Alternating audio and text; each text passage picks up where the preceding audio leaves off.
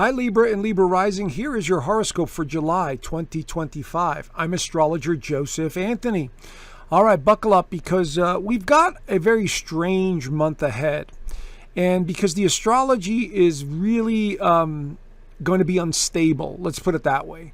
On the one hand, we have Jupiter that now has entered Cancer, which is in their career house, which is great for either socializing or career matters or being seen in the public or wanting to travel and explore.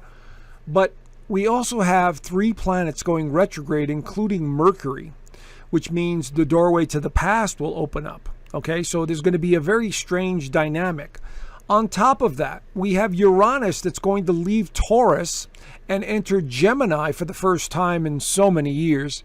And we have your ruler Venus that's going to leave Taurus and go into Gemini as well. So you've got this mixed bag of excitement and wanting to change, and you're looking forward to inspiration and excitement. But then the energy starts to slow down the second half of the month, and there's this weird push and pull dynamic happening within you.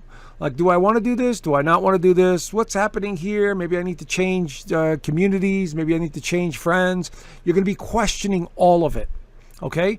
So this is what I'm saying. Then we also have planets going retrograde here in your 7th house of relationships. So it's going to make your relationships or friendships or acquaintances a little weird and strange this month. So keep that in mind. All right?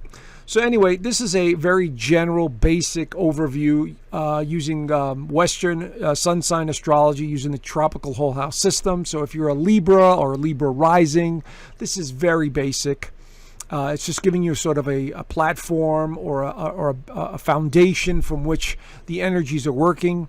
Your birthday and your birth chart may be completely different, and you may not experience everything that I'm talking about here. Again, that's why I have to just toss out different things to see, but you get the general point of the kind of energy that I'm talking about, because each one of these houses represents sort of an area of your life, and when you have planets in there, they highlight that energy.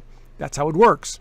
And this is a general sun sign. So anyway, but we have the sun going through Cancer this time of the year, and Cancer is a self-protective sign.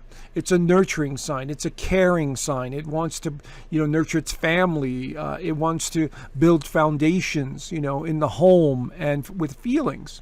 And so it's up here in the 10th house with Jupiter, which could be great for traveling or career matters.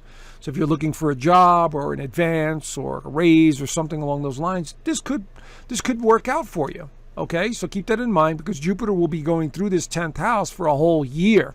The sun will only be there, another 20 days or so, or less than 20 days. But anyway, my point being is that things look favorable.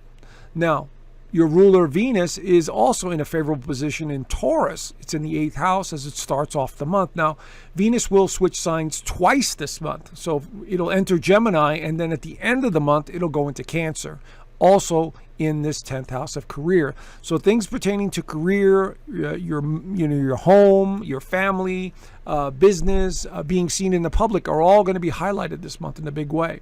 So let's dive in a little deeper. So here it is on the 4th, Venus enters Gemini. And this is a very good position for interacting, having more fun, being more playful, taking some trips, being curious. The downside to Venus in Gemini, it's very fickle. And it has trouble making decisions when it comes to relationships, doesn't want to be tied down. It's very jumpy all over the board, loves to flirt, but it's not really one for commitment long term. So, but in the 9th house, it just feels more happier and luckier and, wants to be more playful and wants to understand things. And so you might find yourself really talking a lot this month. So because of Venus going through Gemini. Okay, so take advantage. Maybe you're writing a book. Maybe you need to express yourself. Maybe you have ideas that you want to share with others. This is a great month to do it with Venus in Gemini. Now, this is the first of 3 planets that's going to go retrograde. So here we have Neptune going retrograde on the same day, on the 4th, right there in stationary position before it goes retrograde backwards. And so here we have the 7th house, which has to do with relationships or other people. So Neptune will go retrograde, and this is where an element of confusion comes into the mix, where the past resurfaces. You're not sure, let's say a friend of yours said something years ago, and you're bringing it back up, or they bring it back up, and you're like, I thought that was over. So there's confusion with other people in your life now that Neptune is going to go retrograde in Aries for the first time in many, many years, because it wasn't in Aries.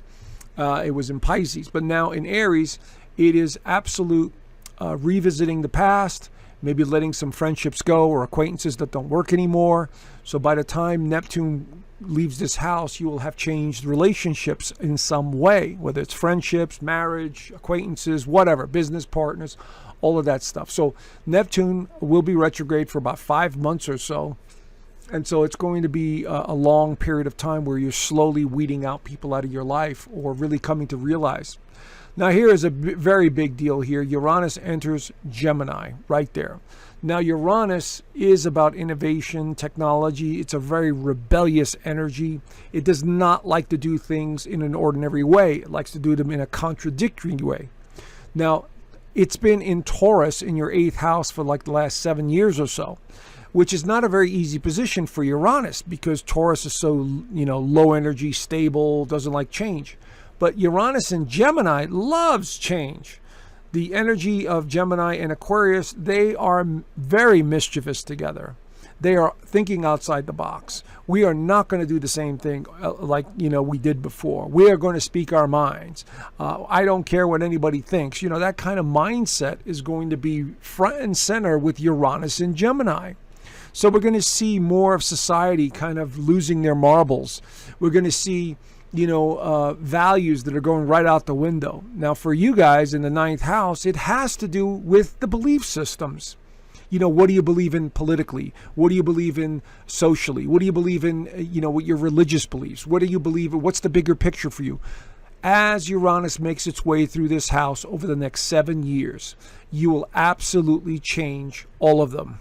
Everything I just mentioned, beliefs, ideologies, the grand scheme of things, the bigger picture, your thoughts on God, whatever. It's going to change all of it because Uranus wants innovation. It wants to do things differently than you have been doing for many, many years. So this could be a very visionary alignment as well. Uranus in the 9th house is a visionary. So pay attention to your spidey senses because you will be shown things that come out of nowhere. And you're like, I need to pay attention to this. This is trying to show me something. And so you need to pay attention. This is very big, very important move for Uranus in the next 7 years. Now, the full moon in Capricorn is going to highlight the home life. And here it is. I forgot what degree. It's going to be at 18 degrees, opposing the sun at 18 degrees. So this is really this push and pull between where you're living now or your current situation you find yourself in emotionally and your purpose. Like, is this where I want to live? Is this the job I really want? Is this satisfying to me? Am I happy emotionally? You will be questioning all of that with this full moon in the 4th house. And so you will be talking to others about your emotions and feelings. Maybe there's some family dynamics. You will be talking about all of that this month. And this full moon will highlight that. Now, Saturn will be the second planet to go retrograde. There it is right there. Now, Saturn is a much heavier planet than Neptune. So this is going to be a little bit difficult because Saturn retrograde in the 7th is going to be like, hey, I want to just connect with somebody. I want to just talk to them. I want to just, hear what they have to say. And all of a sudden, Saturn goes, no, I don't want it. No, I'm cutting it off. No, it's much more difficult energy than it is with Neptune.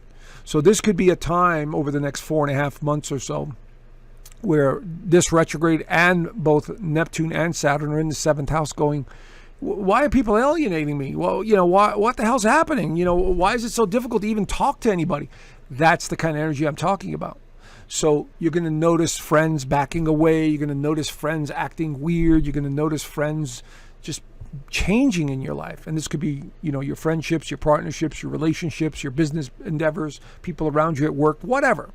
So there's going to be a review process and a real change that's going to happen in the relationship sector because Uranus is also going to be making connections to these two planets. That's why I'm saying all this. Okay, so here is the third planet to go retrograde.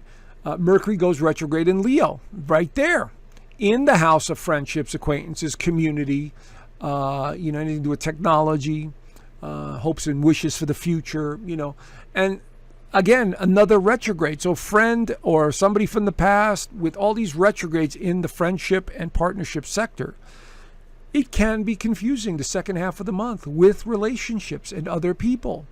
Like, what the hell is happening?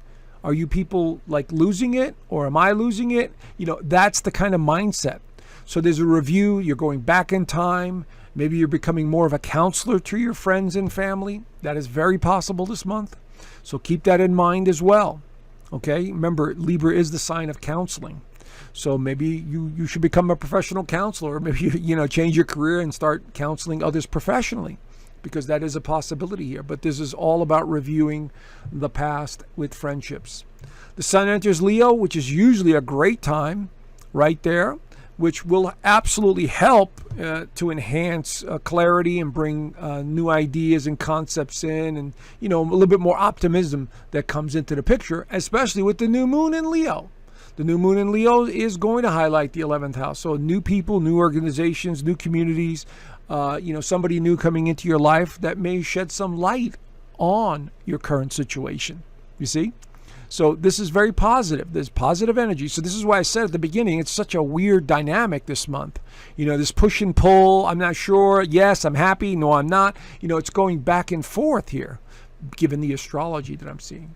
And then last but not least, we have Venus entering Cancer on the 30th and 31st, up at the high point in your chart, which again either signifies moving, home, family dynamics, feelings, or maybe you get a job, or you get a raise or a promotion of some kind with Venus going through Cancer. And this will be all the way through into August. So, there is some good news also at the end of the month. Anyway, there's the general overview. If you want to know more, I do an extended version of this in my Inner Circle community. Check out the link down below. There's a 7-day free trial, so there's no obligation. But we do astrology there. I talk about all the current events. I do weekly astrology, which the members really do enjoy. And we do Zoom calls every Sunday in the community. So you get to ask me questions, and we interact with the whole group. So anyway, check it out. I hope to see you there, and have a great month. Do the best you can, and I will talk to you guys soon. Bye for now.